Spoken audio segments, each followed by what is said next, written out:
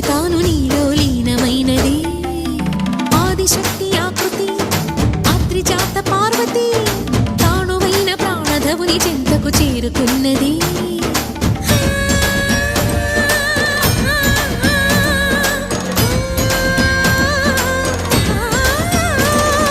భవుని భువికి తరలించేలా ధరణి దివిని తలపించేలా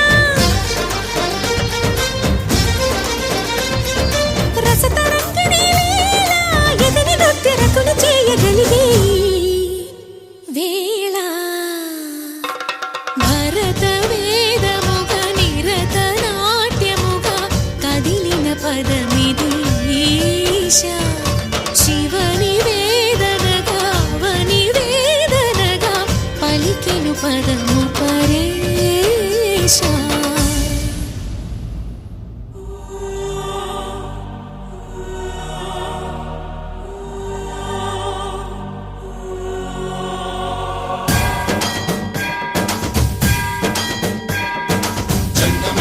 గంగాచిత శిరముల మండిత కర పురహర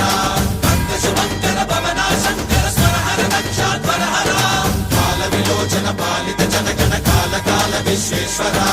ఆశుతోష అజనాశ నిశాసన జయ గిరీశ బృహదీశ్వర హర హర మహాదేవ హర హర మహాదేవ